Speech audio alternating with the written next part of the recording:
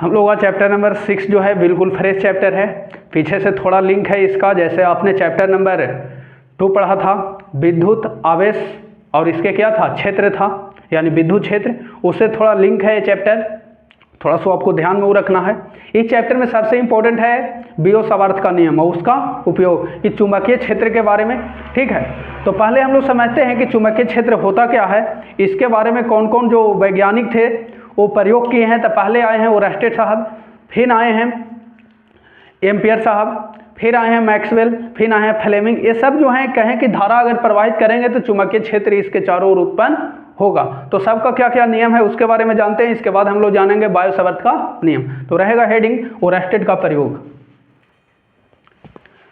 तो ये है ओरस्टेड का प्रयोग। ऐसे विद्युत धारा का चुंबकीय प्रभाव क्या होता है, तो जैसे विद्युत धारा का प्रवाह, अर्थात विद्युत धारा तभी प्रवाह होती है जब आवेश होती है, आवेश गति करती है। तो विद्युत धारा का प्रवाह अर्थात आवेश की गति के कारण उसके चारों ओर क्या होता है, चुंबकीय क्षेत्र उत्पन्न होता है, जिसे हम कहते हैं विद्युत धारा का चुंबकीय प्रभाव। विद्युत धारा का चुंबकीय प्रभाव। अब पहला प्रयोग किए थे सबसे पहले ओरस्टेड साहब ने। इस प्रयोग को किए थे 1820 ईस्वी में। कब किए थे, 1820 ईस्वी में। कब प्रयोग किया गया था ओरस्टेड का प्रयोग, 1820 ईस्वी में। इसमें क्या किए थे ना कि 2 गो खंभा था। क्या वो खंभा था, 2 गो, और यहाँ पर ये दोनों खंभा को एक वायर से क्या कर दिए थे, कनेक्ट कर दिए थे तार से, और फिर करंट दिए थे। ये प्रयोग कुछ और कर रहे थे और हो गया कुछ और, ना समझ में आया। सुनिए, 2 गो खंभा था लेबोरेटरी में, ठीक है, इस पर वायर कस दिए, एगो यहाँ से वायर ऐसे कस दिए कनेक्शन। यहाँ से जैसे ही धारा प्रवाहित किए, कुछ दिए करंट, ठीक है, करंट गया। प्रयोग तो कुछ और कर रहे थे लेकिन हो गया कुछ और। लेबोरेटरी में इनके ज़माने में एक सुई था, कंपास सुई, चुंबक, ठीक है, कंपास सुई था मैग्नेटिक। वो सुई में क्या होने लगा ना कि विक्षेप हुआ। क्या होने लगा, विक्षेप। नज़र चल गया सुई की तरफ, ना होता है घर में सामान, तो कभी कभी नज़र उस ओर भी चल जाता है जिस ओर जाना ना चाहिए, तो चल गया। ये नॉर्थ मान लिया, अभी को जी मान लिया साउथ। देखे ना, एक बैग गया उधर की धारा जब प्रवाहित कर रहे थे, सुई का हो रहा है, कांटा हिल रहा है, ये न उन्हें हो रहा है, ये न से इन्हें चल गया, कहने चल गया मुँह करके ने। फिर रोक दिए तो वो अपने जगह पर चला आया, फिर करंट दिए तो फिर डोलने लगा। यानी यहाँ से उन निष्कर्ष पे पहुंचे कि जब विद्युत धारा प्रवाहित होती है तो अपना एक क्षेत्र उत्पन्न करता है, इसका एक क्या होता है, प्रभाव होता है। नहीं जैसे आप ही लोग पढ़ लिख के बन जाइएगा IAS, फॉरेन मिनिस्टर, कुछ और बन जाइएगा, तो आप लोग का महत्व ना होगा, अपना भी आप लोग का तो क्षेत्र होगा काम करने का। तो जब धारा प्रवाहित किए, जब प्रवाहित किया जा रहा है, तब इस सुई में क्या हो रहा है, कंपास में विक्षेप हो रहा है। तो वहीं से इन्होंने पहले नियम दिया कि जब किसी धारावाही चालक तार में धारा प्रवाहित की जाती है तब उसके चारों ओर एक क्षेत्र उत्पन्न होता है, जिसे हम लोग कहते हैं चुंबकीय क्षेत्र। यानी चुंबक में ये उत्पन्न हुआ पहले, तो इसीलिए नाम दिए चुंबकीय क्षेत्र, ठीक है। ये प्रयोग कब किए थे, 1820 ईस्वी में। इसके बाद जैसे इसी को और अच्छा से ऐसे समझ लीजिए, मान लीजिए कोई वायर है, इसमें धारा प्रवाहित किए, तो ये कोई कंपास है, सुई है, इसमें ऐसे विक्षेप हुआ। ये फिगर बना सकते हैं, नॉर्थ मान लिया साउथ, तो इसमें विक्षेप उत्पन्न हुआ। कौन हुआ, इसके चारों ओर चुंबकीय क्षेत्र ही है, कौन है क्षेत्र, यानी इसके चारों ओर क्या है, चुंबकीय क्षेत्र। सुई में विक्षेप के कारण इसका क्या है, एक क्षेत्र है। अब एक कितना क्षेत्र होगा, इसका परिमाण कितना होगा, ये बताएं नहीं, यानी ये मैथमेटिकल गणना किए नहीं है कि चुंबकीय क्षेत्र आखिर कितना मजबूत होगा, कितना ताकतवर होगा, ये इन्होंने बताया नहीं, कोई मैथमेटिकल गणना इन्होंने किया नहीं, ठीक है। इसके बाद आते हैं एम्पियर साहब। कौन आते हैं, लेकिन एम्पियर साहब आने से पहले कुछ बातों को आपको समझना बहुत जरूरी है। जैसे चुंबकीय क्षेत्र, चुंबकीय क्षेत्र इसका एक क्षेत्र होता है, इसका मात्रक क्या होता है, तो यहाँ पर आपको लिखना बहुत जरूरी है कि चुंबकीय क्षेत्र का SI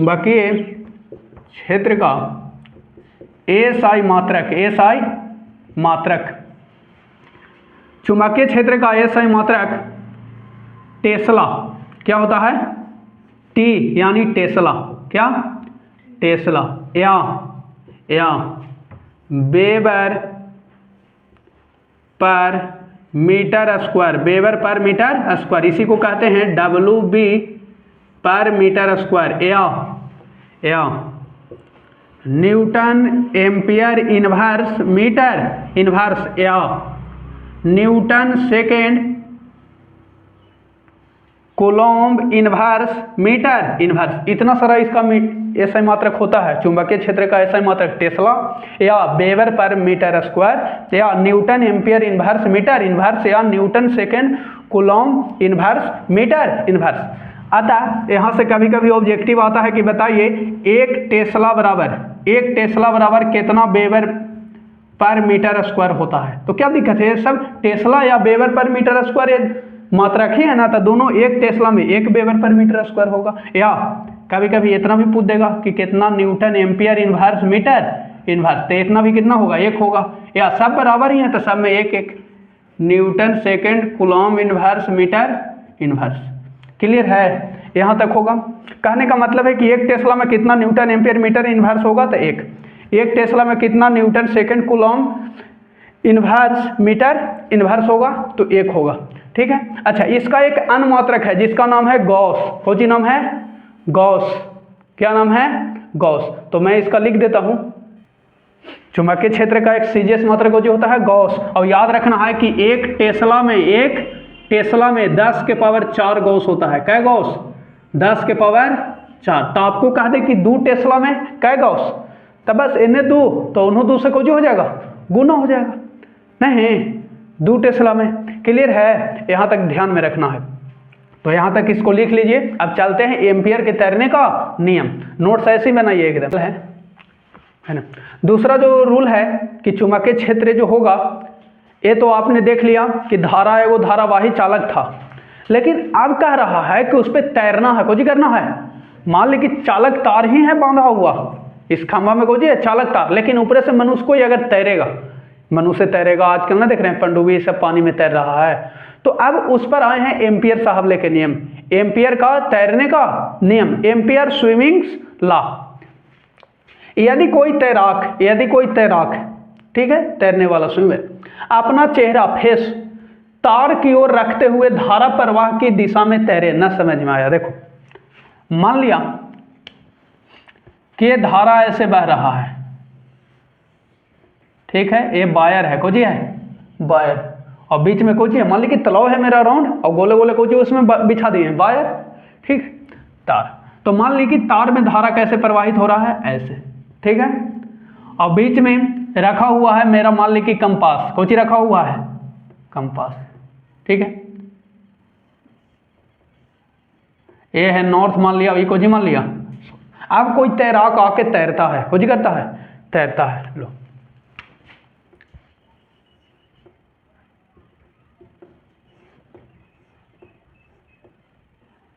अच्छा से बनाते हैं जी, लो ठीक है, ये तैरता है, जने धारा जा रहा है वो नहीं, जने जहाँ धारा जा रहा है वो नहीं तैरता है, ठीक है।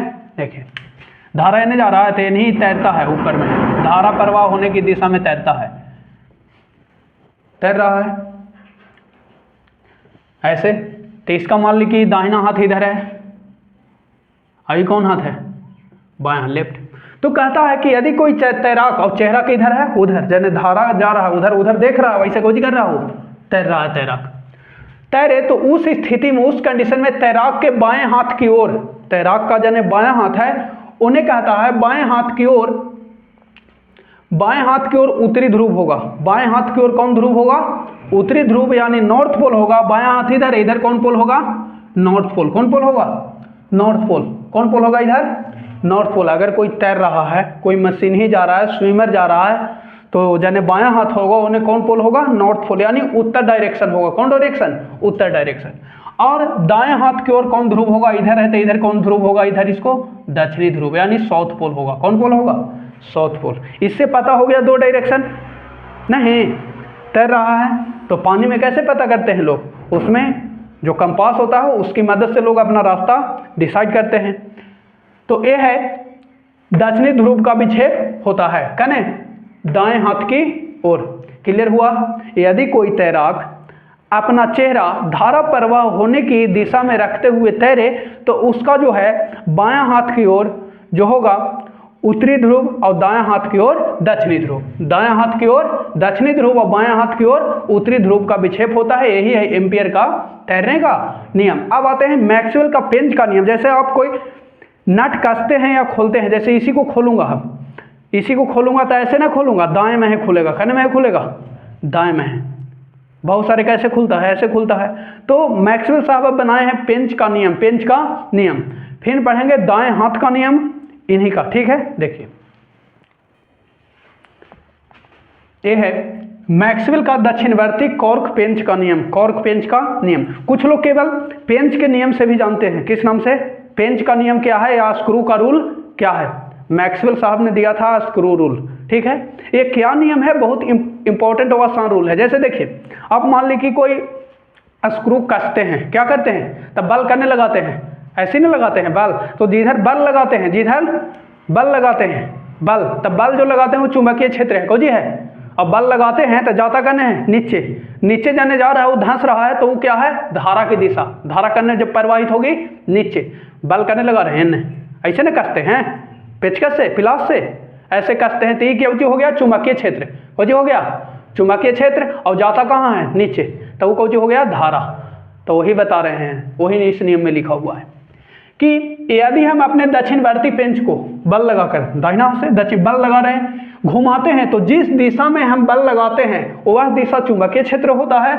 और स्क्रू अंदर जो जाता है, स्क्रू के अंदर जाने की जो दिशा है वह अंदर जाने की जो दिशा है वह धारा की दिशा को प्रदर्शित करता है। ना समझ में आया? देखिए ये हम मान लिया कि हमारे पास कोई मान लिया कि स्क्रू है, ठीक है। लीजिए ये मान लिया कि कोई स्क्रू है, ये मान लिया कि कोई स्क्रू है मेरा, ठीक है। आप लोग का ही है, लीजिए ऐसी कुछ डिजाइन बना हुआ होता है। अब बल लगाते हैं तो बल ऐसे लगाते हैं, मान ली कि बल इधर लगा रहे हैं, इधर ऐसे ऐसे ऐसे ना बल लगाते हैं। ये बल लगा रहे हैं तो जिस डायरेक्शन में बल लग रहा है वो कौन सी है? चुंबकीय क्षेत्र, कौन सी है? चुंबकीय क्षेत्र। चुंबकीय क्षेत्र इधर उत्पन्न है, ठीक है। अच्छा अब स्क्रू कहाँ जाएगा? नीचे। तो नीचे जाएगा लग के तो कोची के डायरेक्शन शो करेगा? धारा के, कोची के। अब समझ में आया? यही था पेंच का नियम, स्क्रू का नियम, यानी मैक्सवेल के दक्षिणवर्ती पेंच का नियम। अब केवल दाएं हाथ का नियम क्या होता है? ये थोड़ा सा अलग है इससे। दाएं हाथ का नियम इन्हीं का है, दूसरा वेराइटी लिखिएगा दाएं हाथ का नियम।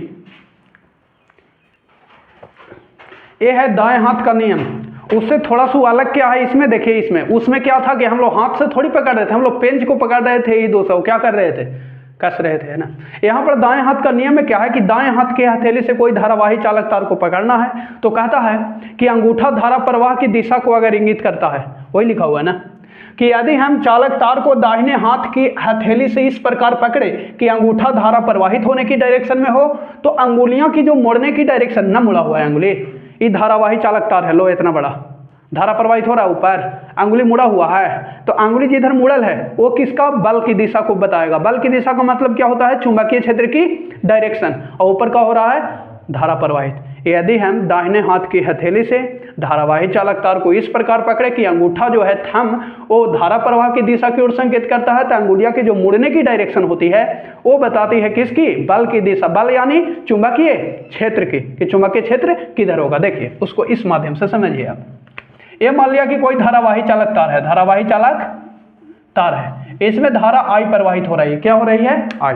अब मान लिया कि ये मेरा अंगूठा है, लो ये मान लिया कि अंगूठा है ऐसे, ठीक है। ये थंब, ये क्या है? मेरा थंब है, THUMB थंब, यानी अंगूठा। ये अंगूठा है, तो ये अंगूठा धारा प्रवाहित की दिशा को ये संकेत कर रहा है। धारा कहाँ जा रहा है? ऊपर, ऐसे आई। तो यहां पर जो अंगूठा है ऐसे मुड़ेगा, अंगुलियां ऐसे, अंगुलियां ऐसी ना मुड़ेगा, तो अंगुलियां की जो मुड़ने की डायरेक्शन है यही है बल की दिशा। बल यानी चुंबकीय क्षेत्र, चुंबकीय क्षेत्र। क्लियर हो गया? यहां तक कोई डाउट नहीं होना चाहिए। अब समझना है फ्लेमिंग के बाएं हाथ का नियम और फ्लेमिंग के दाएं हाथ का नियम। सर फिर बाएं और दाएं फ्लेमिंग की क्या आवश्यकता है? आवश्यकता है इससे इस रूल से पूरा क्लियर नहीं हो, क्योंकि आज का टेक्नोलॉजी के दौर में अनेक प्रकार का मशीन का यूज हो रहा है, तो अलग अलग मशीन जो बन रहा है उसमें अलग अलग कॉन्सेप्ट लगते हैं। धारा करने प्रवाहित होगा, बल करने लगेगा, है ना।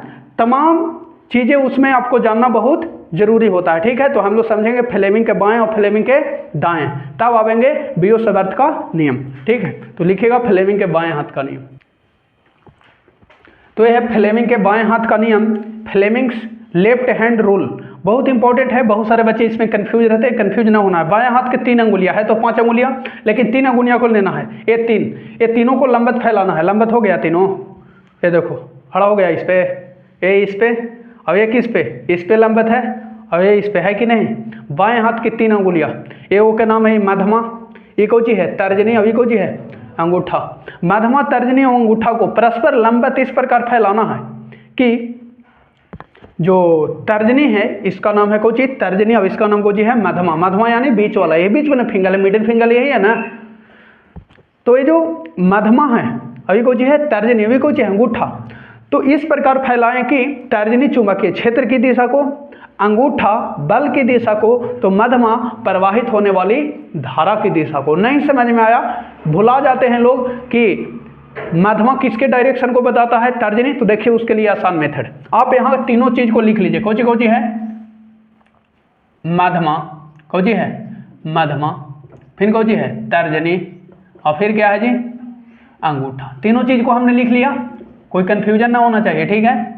अब देखो सबसे पहले हमको ये बताओ कि जब इसमें सबसे ज्यादा ताकत वाला कौन अंगूठा है, सबसे ताकत किसमें है, कौन वाला में। सब 5 अंगुली के नाम जानते हैं ना, तीनों के जानते हैं ना। कौन सी अंगूठा, तर्जनी, मध्यमा। ये कौन सी है मध्यमा, ये कौन सी है अनामिका, कौन सी है अनामिका, ये कौन सी है कनिष्ठा, कौन सी है कनिष्ठा। अरे अनामिका नाम होता है तो अनामिका इसको याद रखो, नहीं अभी कौन सी है कनिष्ठा। याद हो गया 5 फिंगर के नाम, फिर से सुन लो, अंगूठा, तर्जनी, मध्यमा, और ये कौन सी अनामिका, और ये कौन सी कनिष्ठा, ठीक है। अब देखो तो सबसे ज्यादा ताकतवर अगर इसमें पूछे किससे कम करते हैं, अंगूठा, किससे अंगूठा। किसी को अंगूठा ना दिखा देना ऐसे ही, देखो इधर न लोग लड़ जाएंगे, देखो इधर बहुत इसका कीमत है, और नहीं तो ये पिटाई भी करा देता है ना। देखो इधर तो सबसे ज्यादा ताकतवर है वो सबसे ज्यादा बल लगावेगा, कौन सी लगावेगा बल। तो याद रखना कि अंगूठा बल की दिशा को, किसको बल की दिशा को, किसको रिप्रेजेंट करता है बल की दिशा को। कि बल कहने लगेगा तो जाने अंगूठा होगा, नहीं क्वेश्चन दे देता है तो इस पे बनाना होता है अंगूठा को जी के बल की दिशा। क्लियर, बल यानी एफ। अब बताओ बल लगावेंगे तो कोई ना कोई क्षेत्र होगा, कोई डायरेक्शन होगा ना, तो कोई ना कोई क्षेत्र होगा। तो क्षेत्र की दिशा को बताता है तर्जनी, तर्जनी क्षेत्र की दिशा को, क्षेत्र माने चुंबकीय क्षेत्र को। बल लगावेंगे तो कोई क्षेत्र होगा, ये क्षेत्र वो क्षेत्र कन्हू तो लगाएंगे ना कोई डायरेक्शन में। तो तर्जनी जो है चुंबकीय क्षेत्र, यानी क्षेत्र यानी चुंबकीय क्षेत्र, चुंबकीय क्षेत्र, कोई दिक्कत ना होना चाहिए। अब सुनो, अब एगो लास्ट बच गया मध्यमा, वो कोई चीज बता देगा धारा, कोई चीज बता देगा धारा आई। धारा को किससे, आई चुंबकीय क्षेत्र को किससे बी से, किससे डिनोट करते हैं, सब दिखा दिया ना हमने। अब कंफ्यूजन ना होइएगा एकदम। फ्लेमिंग के बाएं हाथ नियम क्या है नहीं याद रहेगा। यदि हम बाएं हाथ की 3 अंगुलियां मध्यमा तर्जनी अंगूठा को प्लस पर लंबत इस प्रकार फैलाएं कि अंगूठा बल की दिशा को, तर्जनी चुंबकीय क्षेत्र की दिशा को प्रदर्शित करे, तो मध्यमा प्रेरित धारा की दिशा को प्रदर्शित करेगी या धारा की दिशा को बताएगी, कोई दिक्कत नहीं। अब इसका राइट वाला देखिए, ठीक है, लिखिए। तो यह फ्लेमिंग के दाएं हाथ का नियम, यदि दाएं हाथ की हथेली अंगूठा और उंगलियों को, ये हथेली है, कौन सी है हथेली है ना, और ये कौन सी है अंगूठा, और ये कौन सी है उंगली। उंगली में ये भी है लेकिन ये उंगली समझिए प्रॉपर। परस्पर लंबत, तीनों को क्या रखना है लंबत, कौन सी रखना है लंबत। हो गया लंबत, ना हुआ ना हुआ जी लंबत, ऐसे खड़ा एकदम इसको रखिए। परस्पर लंबत इस प्रकार फैलाएं कि हथेली बल की दिशा को, उंगलियां चुंबकीय क्षेत्र की दिशा को प्रदर्शित करे, तो अंगूठा धारा की दिशा के। नहीं समझ में आया, बाएं हाथ के लेके चलिए। इसमें हथेली, उंगली, अंगूठा इस प्रकार रखना है परस्पर लंबत। सबसे ज्यादा ताकत इसमें किसमें होगा बताओ, हथेली, उंगली और ये अंगूठा में सबसे ज्यादा ताकत अब किसमें है बताइए।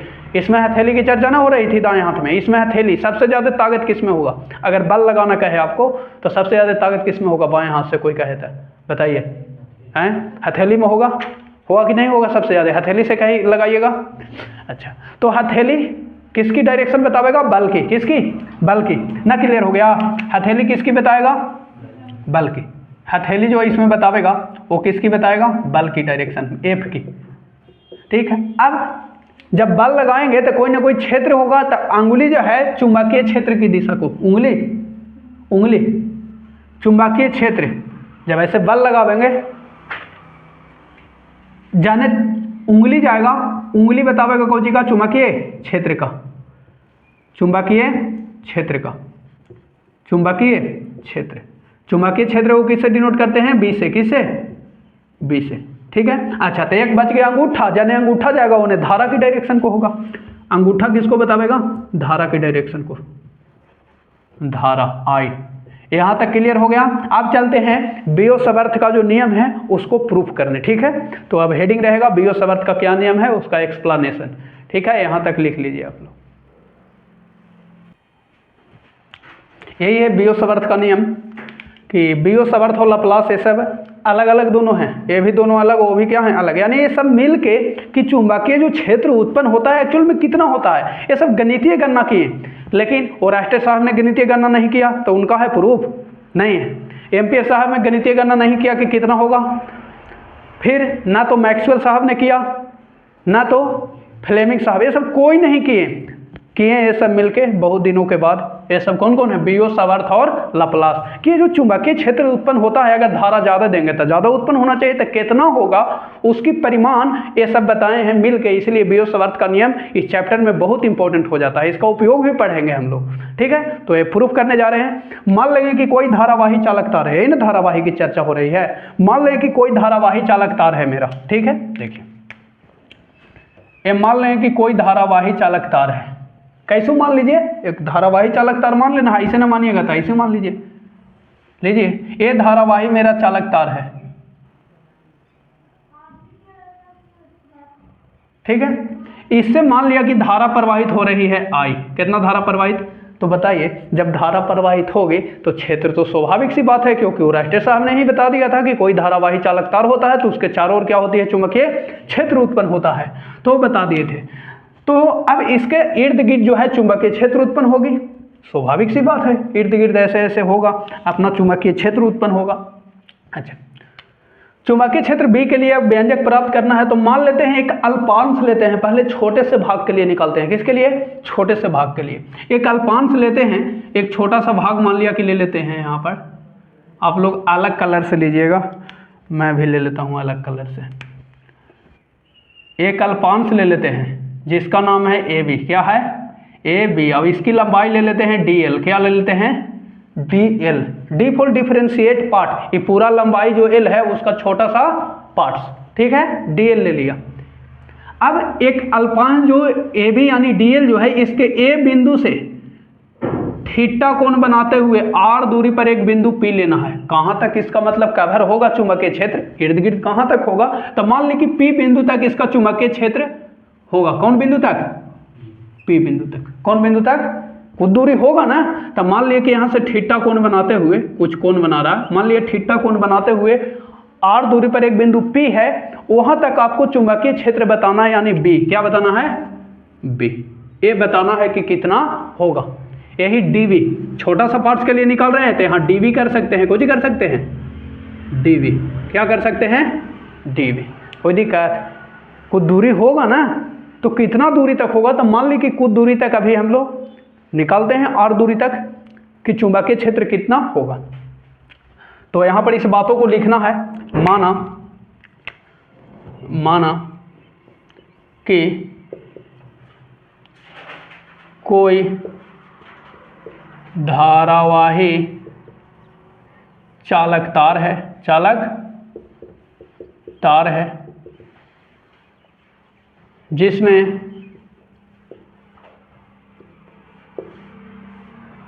आई धारा प्रवाहित हो रही है,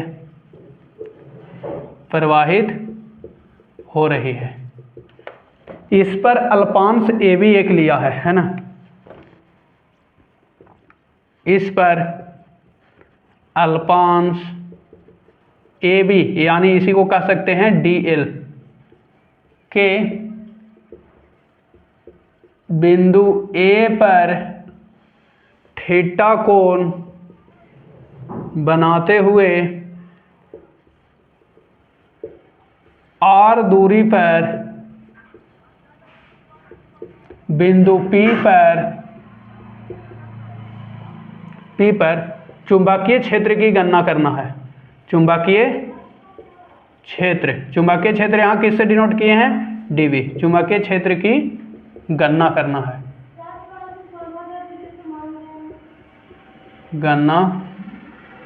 है, ठीक है। यहाँ तक कोई दिक्कत नहीं।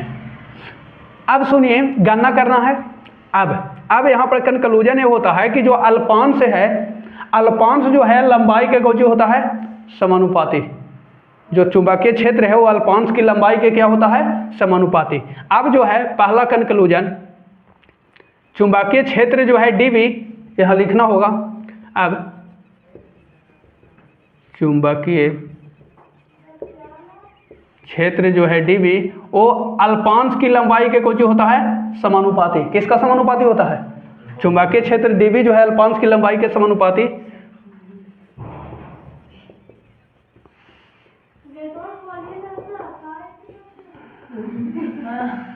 और चुंबकीय क्षेत्र जो है dV वो कोण जो थीटा है उसके साइन के साथ समानुपाती होता है, ज्या के साथ, ठीक है। और जो चुंबकीय क्षेत्र है dV वो धारा के समानुपाती, जो धारा प्रवाहित हो रहा है ना उसका क्या होता है? समानुपाती। और लास्ट जो होता है वो दूरी के वर्ग के व्युत्क्रमानुपाती होता है। चुंबकीय क्षेत्र dV जो है वो, अच्छा धारा यहाँ लिखना था ना जी, I, दूरी के वर्ग के व्युत्क्रमानुपाती होता है। दूरी के वर्ग के व्युत्क्रमानुपाती। सबको मिला दीजिए, सबको क्या करिए? मिला दीजिए। ये मान लिया कि समीकरण 1, ये मान लिया कि 2, ये मान लिया कि 3 और ये मान लिया 4। तो समीकरण 1, 2, 3 एंड 4 से, 1, 2, 3 एंड 4 से। अब देखिए मेरे साथ, 1, 2, 3 एंड, देखो यहाँ सबको लिखेंगे तो dV को जो हो गया कॉमन हो गया ना, तो dV एक साथ लिख लीजिए कॉमन। और समानुपाती, ये देखो सब गुना हो जाएगा, यानी dl साइन थीटा I और 1/r² ना। अब जब सुनिए ये हटेगा तो एक आवेगा कांस्टेंट, समानुपाती का चिन्ह हटता है तो एक हो जाता है कांस्टेंट। क्या आता है? कांस्टेंट। लीजिए कांस्टेंट ले लिए, अब ये सब लिखा जाएगा। dl I को पहले कर देते हैं, I साइन थीटा बटा में क्या हो गया? r²। ये एक नियतांक है जिसको निर्वात की चुंबकशीलता कहते हैं। इसका जो वैल्यू होता है, जहाँ k एक नियतांक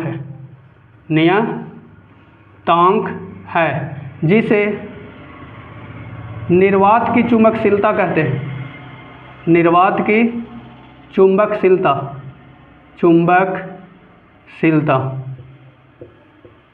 कहते हैं। अब इसका जो वैल्यू होता है ना, याद रखना है, बहुत पूछता है। k का जो वैल्यू होता है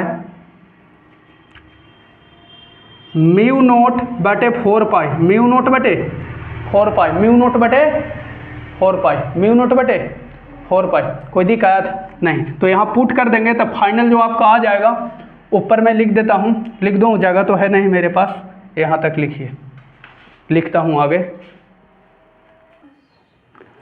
ये जो है μ0, यहाँ पर k का वैल्यू दे दीजिए, तो dV बराबर आपका फाइनल जो हो जाएगा μ0/4π इंटू IDL भी लिख सकते हैं, IDL साइन थीटा, या DL I साइन थीटा भी बटे r²। यही है मेन फार्मूला बियो-सावर्त के नियम का, ठीक है। अब यहाँ पर μ0 का कुछ मान होता है, याद रखना है। μ0 को कहते हैं निर्वात की चुंबकशीलता कहते हैं। इसका वैल्यू होता है 4π गुण 10⁷ henry metre inverse. Henry metre inverse याद रखना, हेनरी मीटर इनवर्स। 4π गुने 10⁻⁷ हेनरी मीटर इनवर्स। तो ये हो गया फाइनल। अब कल हम लोग इसका उपयोग पढ़ेंगे। आज के लिए इतना ही। Thanks for watching this video.